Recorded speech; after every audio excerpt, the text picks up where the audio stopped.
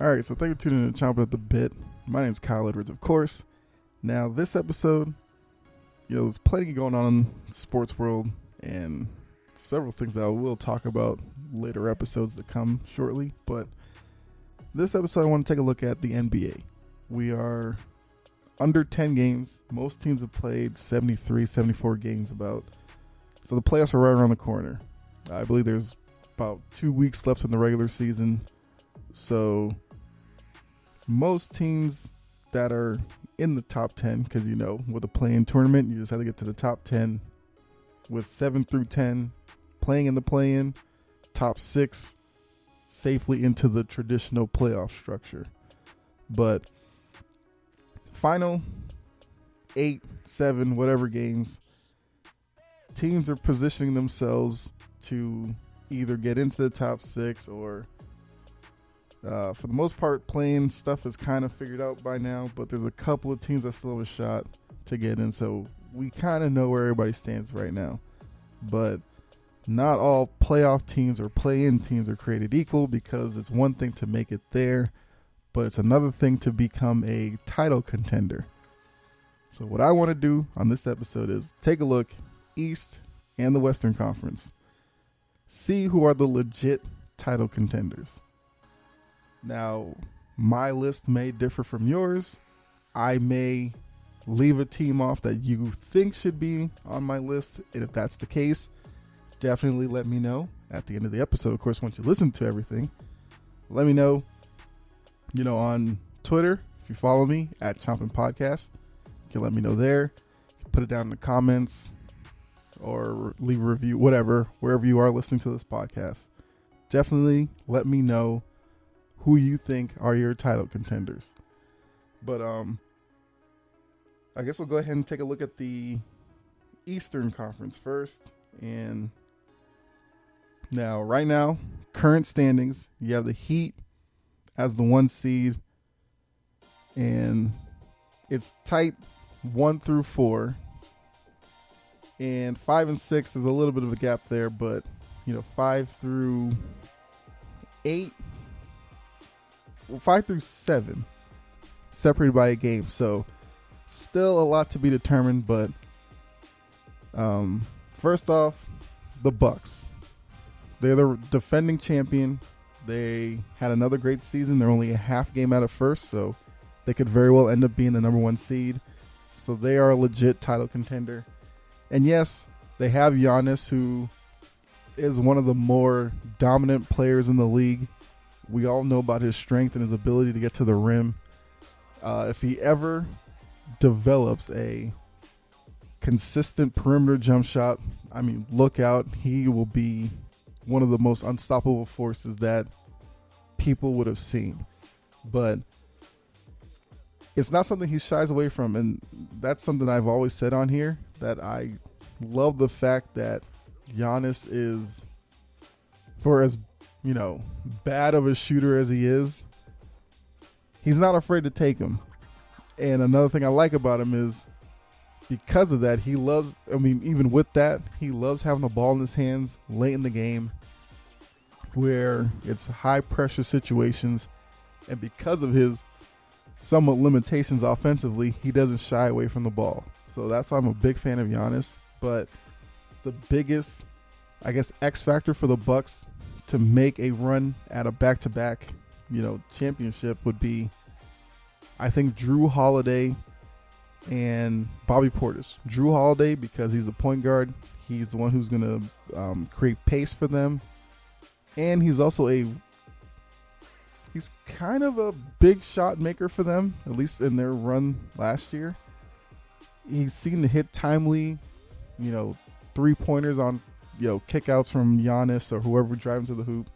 And then Portis as a guy who brings some toughness to them and is a sneaky good 3-point shooter. Now, he'll usually hit his from the corners, but he'll also get to the play around the rim, offensive rebounds, putbacks, that kind of stuff. So I think those two will be the biggest proponents for the Bucks if they're able to make another run at it. My second contender would be, I'll go with the Heat. Because past few years, the Heat have been one of those, steady presence in, the Eastern playoffs where they are kind of around the conference finals or whatever. They have a group that's got, veteran presence. They have a couple of young guys who produce as well. Now, the most recognizable guy for them is Jimmy Butler. But for me, their X factor would be Tyler Hero, because, yeah, he's one of the young guys with Duncan Robinson, but Robinson is more of a three-point shooter, whereas Hero is more of an all-around player. And on those nights where Butler kind of lays low until the fourth quarter, which is one of those infuriating things about him for me, and kind of why I don't put him on a superstar level, but you have to give Butler credit for what he's done since he's been in Miami. But Hero's going to have to be a guy who's going to have to show up consistently night after night, because he can score from the outside, he can get to the rim, and he has some playmaking ability. So he's a guy that they're going to have to make sure is a consistent performer for them, because if he has an off night, I feel like that trickles down on that offense. And that's my one question with Miami, is that at times their offense can kind of get bogged down, because defensively we know what they are, but my offense is the one question with them. Next title contender, got to be the Celtics. The turnaround that they've had since, was it like the end of January? They were 21-3. They have completely changed their offensive philosophy. Earlier in the year, it was a lot of ISO play between Tatum and Brown, but now those two guys make more. Well, actually Tatum a little more than Brown, but I think that dynamic works where early in the season it was like Brown and Tatum taking turns being the top guy, but now it's more of Tatum as the top guy, Brown as the second guy playing off of that, and they trust their others, as like Shaq would call it, more now. So when they get to the hoop, they don't feel like they have to force things. They can kick it out to guys like Peyton Pritchard or Grant Williams or Al Horford, who struggled mightily through the middle of the season, but it seems like has really picked it up lately. And their X factor for me is Robert Williams, and I would say Marcus Smart as well. Rob Williams, they made a switch defensively where he can kind of roam a little more, which gives him the ability to affect more shots at the rim, uses the ability to, collapse on defense and still run out to the perimeter to contest the three in the corner or something. And I think that change has made the defense even more dangerous than before. Smart, if he continues this run of like legit point guard playmaking, Marcus Smart, I think the Celtics are the most dangerous team in the East, because a lot of the stuff that used to plague them before was Marcus Smart would think he'd have to kind of make up for scoring that was lacking on a night, and we would see him force three-point shots or force his way into the lane and throw contested runners or layups and stuff like that. He doesn't do a lot of that anymore. He lets the offense come to him. If the ball gets swung around and it comes to him, he has an open three, he'll take it. Those are the threes I want him to take. Whether he makes it, misses it, you got to take those to keep the defense honest. But with that, we have seen nights where Marcus Smart can catch a heater, and then the Celtics offense looks like otherworldly. And he also is the lead dog on the defense that pressures opposing ball handlers. And with the Celtics, they switch on everything because, all their guys are pretty strong.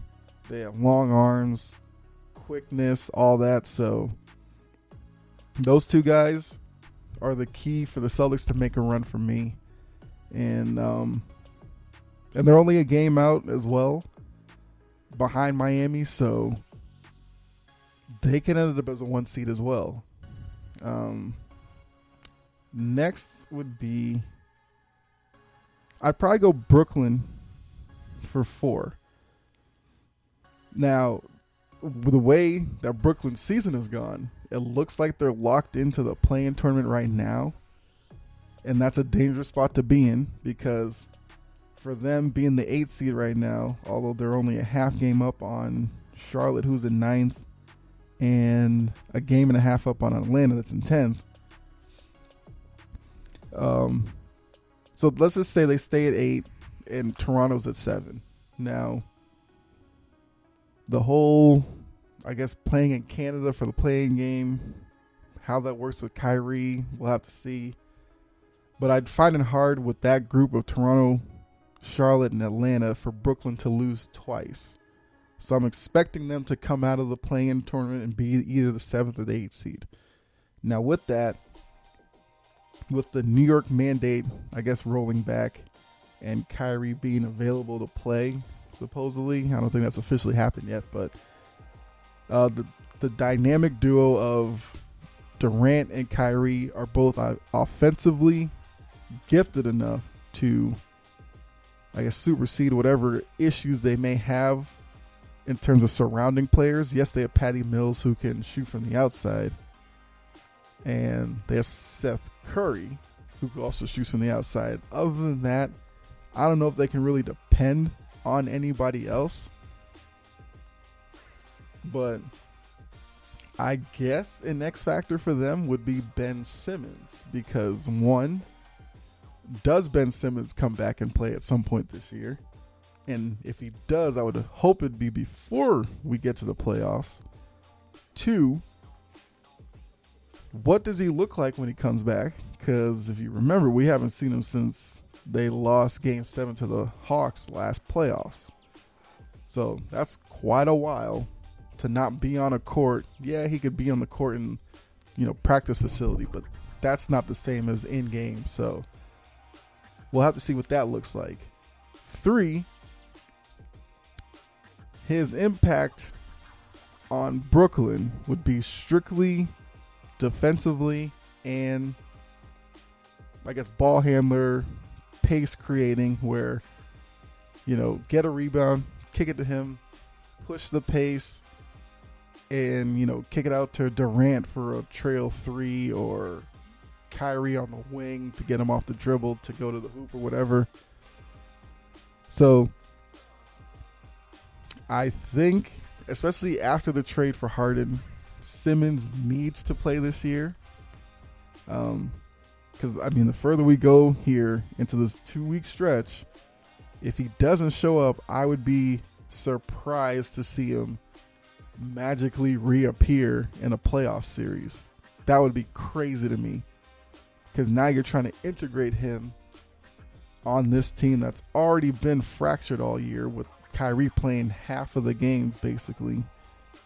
That'd be a lot to ask, for Steve Nash and whatever, and those players who have been there all year, to now work Simmons in.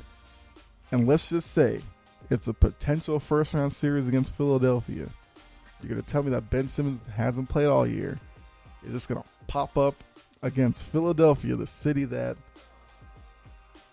basically sent him into this tailspin that he's had, and ultimately led to him leaving to go to Brooklyn. I don't see that happening. So Ben Simmons needs to come back, and then if that happens, let's see what Brooklyn looks like.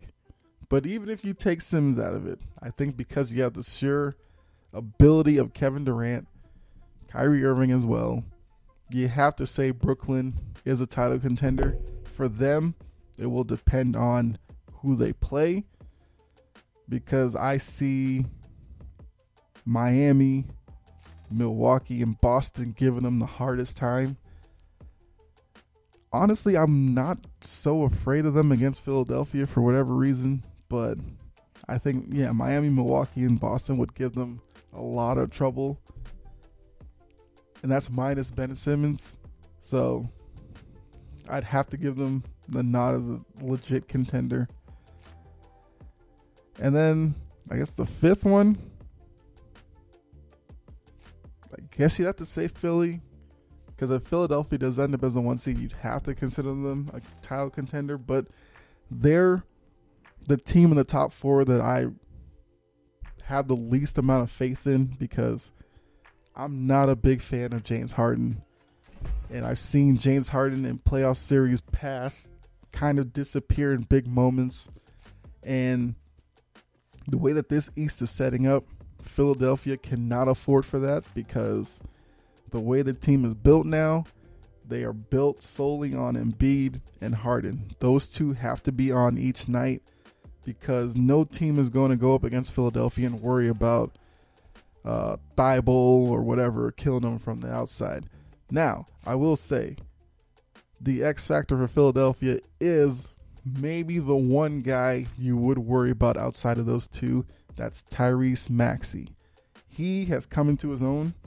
He seems like he's kind of gone up a gear since the Simmons trade, and there's more put on him now with those pieces that left.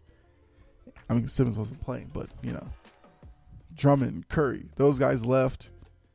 That moved Maxey up the food chain basically, and now he is the legit probably number 3 scorer, because Tobias Harris, he's just not it for me. I trust Maxey more than Harris. So if Maxey, with the attention Embiid, Harden will create, if Maxey can be a guy who, knocks down perimeter shots, if he has fast break opportunities, can get to the rim, that's going to be the biggest thing for Philadelphia, because we know Embiid's going to get his. Even though Embiid has had some struggles in the playoffs, that's kind of why I have them at 5, because Embiid and Harden both have struggled. Now they're together. I'm not sold on the partnership yet. I know people were, losing their minds after the first couple of games, but the past few, we've seen those two struggle against better quality teams. So I mean, I don't know, kind of in wait and see with them. So I think those are the 5 legit Eastern Conference contenders. I know the Bulls have had a good year. I just think they have too many injuries for me right now. Cleveland, I don't think is ready yet. They might be a year or 2 away, as you can kind of see as they're starting to sink a little bit. And then I don't think Toronto has enough, so leaving them out. But now let's take a look at the Western Conference. And I will say for the West, there's probably less legit title contenders in the East. So for me, number 1, it's got to be Phoenix. I mean, they were in the finals last year. And I will admit, I'm one of those who thought once Chris Paul went down that Phoenix was going to be in some trouble. Has not happened at all. They basically kept the train on the track. I think Chris Paul's back now, so they're even stronger now. But Devin Booker, Mikal Bridges, DeAndre Ayton, those guys, Monty Williams, got to give him a lot of credit for the culture that he's created in Phoenix. Phoenix is a fun team to watch, and I fully expect them to be in the Western Conference Finals. And I guess their biggest X factor is probably going to be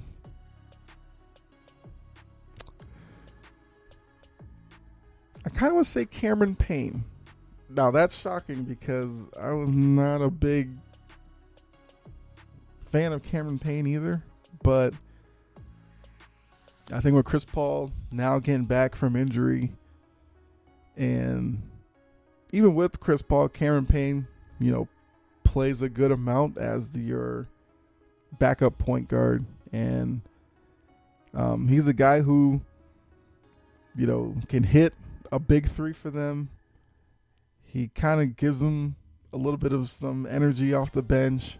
And I don't know, he's just, as one of the guys who's not one of the bigger name guys on Phoenix, he's a guy who can come in off the bench, get you, a couple of baskets in a row, and he pressures opposing point guards as well.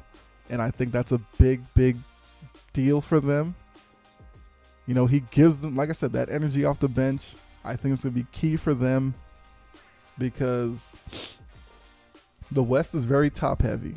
So, Phoenix's biggest opponents are probably, Memphis, Golden State, maybe a couple other teams, but I'm expecting Phoenix to have I don't know. For Phoenix, it's probably just going to be, I guess, keeping their momentum going. Because we know for a lot of teams it's tough after losing a finals to come back the very next year and keep up the same intensity. Phoenix has done that, and like I said, thoroughly surprised by it. So you have Devin Booker, you have Chris Paul. I'm giving you a shot at it. And they basically, I think they've locked up the number 1 seed, so all roads run through Phoenix right now. I guess second contender, I'll actually go with Memphis. And I kind of had some questions about Memphis until, I guess, their most recent game against Brooklyn. Brooklyn came in, had Durant, had Kyrie, so you know that dynamic. Memphis did not have Ja Morant. And that was easily a game that Memphis could have gotten run off the floor, and we would understand because Ja Morant didn't play. But Memphis held its own. They had Desmond Bane really step up and hit a lot of big shots in that game. And, ultimately they were able to hold off Brooklyn, win the game. And for Memphis, they're a young team, yes, but I think through this year they have 51 wins, and they've done a lot of growing up this year. Yes, they still have some issues for me. One being, I wonder about their perimeter shooting come playoffs, but with Morant's ability to get to the rim, you have Jaron Jackson around the hoop, but he can also stretch to the three-point line. And, going up against bigs like Gobert or Jokic, Karl-Anthony Towns, guys like that, that's pulling those guys away from the rim. That just opens it up for Morant to get to the hoop, or Melton, guys like that. So I guess for me, X factor for Memphis, I think it's going to be Jaron Jackson. Like I just said, his ability to play around the rim and on the perimeter, that's going to be key for them. Like I said, certain matchups. Like if they play Golden State, Jaron Jackson can feast down low because Golden State's a small team. Against the Phoenix, he can pull Ayton away from the basket. Same thing, like I said, Utah with Gobert. Dallas, he can play around the rim a little bit more. Denver with Jokic, pull him out. So Jaron Jackson is going to be the key for Memphis. Because, yes, Ja Morant's the lead guy, but Jaron Jackson's going to have to be the second best player for Memphis each and every game for them to make some noise in the playoffs. 3, I mean, it's tough here because outside of Phoenix and then Memphis, the next group in the West, it's all kind of jumbled together. I'll go Utah 3. Even though Utah is a little bit too Donovan Mitchell centric for me to think that they could actually win a title, but Utah has their system in place. Yes, Donovan Mitchell, runs the show there. He's the most important offensive player. Gobert is their defensive anchor. And in most cases, because the game against Boston, Gobert was, rendered almost useless. But for the most part, Gobert is a big part of their game plan defensively, rim protecting, and then offensively, he creates so many second shot opportunities, and that's where Utah really kills you. And, defensively, they play great defense, and they have a top scorer in the league, so you got to give them a chance. For Utah, I think their X factor is probably a guy like, I want to say Royce O'Neal. Yeah, let's go with Royce O'Neal.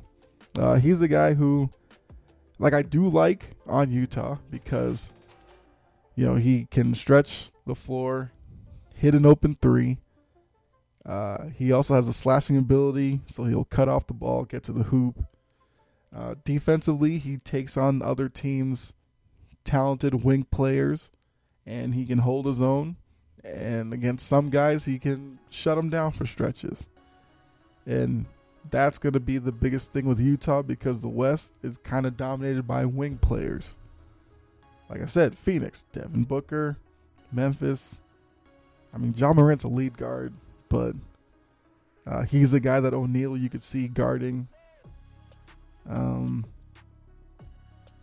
they do have Conley as well, but I'll go with O'Neal as their X factor. I think for Utah, it's going to be, can they hit enough shots from the perimeter to beat some of these teams in the West? I think it's going to be their biggest issue.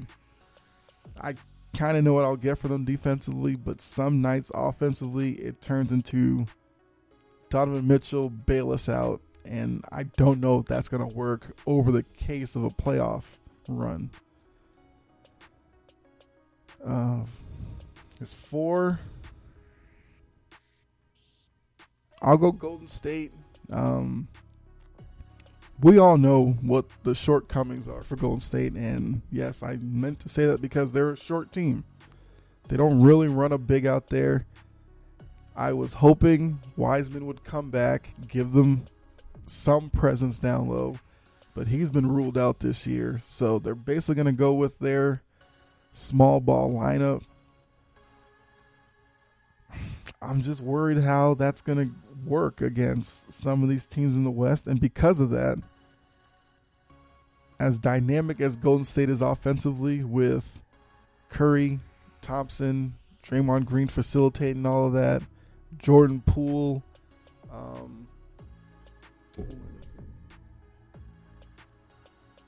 Bielitsa, defensively is just going to be a problem, especially against bigger teams. And I also wouldn't be shocked, depending on who Golden State goes against in the first round, if they were on upset alert. Once again, as great as they are offensively, I have questions about them defensively, and it was even worse when Draymond was out. Now that he's back, hopefully he can get that, defensive energy up, and I'd feel a little bit better about them because they are one of the top defensive teams in the league. And that's, that was with Green and all that, because they have to kind of rely on athleticism. And even though they won't challenge you at the rim vertically, where Golden State gets you is, sliding in when drivers are getting to the hoop to take charges. That's their biggest weapon. And, with their play recently where they really struggled defensively, if that continues, they have no shot in the playoffs.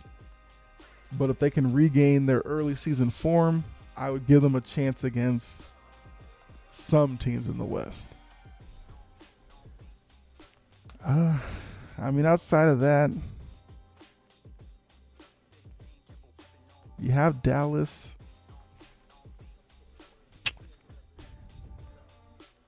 I don't know. I mean, Luka's great. Big fan of Luka. I would put them as a title contender. It's just that, their number 2 guy is Spencer Dinwiddie, who I also like, but he can be inconsistent from the perimeter, and Dallas can't really overcome that, so I don't see that happening. Denver, we all know Jokic is great, is in the MVP conversation again, but no Jamal Murray, Michael Porter Jr. I don't know what to think about that right now. With those two being out, I don't see Denver having enough to get it done, because right now you're looking at Aaron Gordon as the guy who needs to step up. I'm not safe in relying on that. And DeMarcus Cousins, look, I understand what DeMarcus Cousins was a few years ago before the knee injuries, but I watched him against that Celtics team, and he is in cement on defense, and I think teams will just target him when he's given minutes on the floor. So I think Jokic is going to have to do way too much there, so I don't see that happening. In terms of the play-in teams, I'm not really threatened by any of them other than Minnesota, but I think Minnesota's probably a year away. So yeah, those are the legit contenders in the West. And so just to recap for you, in the East, it's Miami. I guess I put them in the order I had them. Milwaukee 1, Miami 2, Boston 3, Brooklyn 4, Philly 5. Out West, Phoenix 1, Memphis 2, Utah 3, Golden State 4. So I got 9 teams that I could see winning the title. But like I said, beginning of the episode, you let me know what you think. Enjoy the last 2 weeks, because the race in the East is going to be fascinating to watch to see where the teams line up. And the West is kind of figured out, but Minnesota's a team to watch to see if they can get out of the play-in tournament. They're only a half game behind Denver, and I think that would be a big deal for that young group there. But yeah. Let me know what you think of my list. Do you think I have too many teams on it? Not enough? I mean, I have 9 teams. That's a good sample size, but if you think I'm missing a team, go ahead and let me know. Speaking of, I did talk about Jokic as an MVP contender. I will do an episode here soon about my MVP contenders as we get to the end of the year. And I think that's going to be a fascinating race as well, because it might actually be a deep race, although the actual contenders to win MVP may not be such a long list, if that makes sense. But I'll explain it a little bit better on that episode. So thank you for tuning in. Hopefully you enjoyed the episode. If you did, you know what to do. Hit the like button, subscribe. Go over to Twitter. Follow me there at Chompin' Podcast. You can follow the show page, Chop to the Bit, on Facebook. And share it with somebody else. Let's try to continue to grow the community, and would really appreciate it. So thanks again. As I always say, be safe out there. Have a great day. God bless. And I'll catch you next episode. All right. I'm out.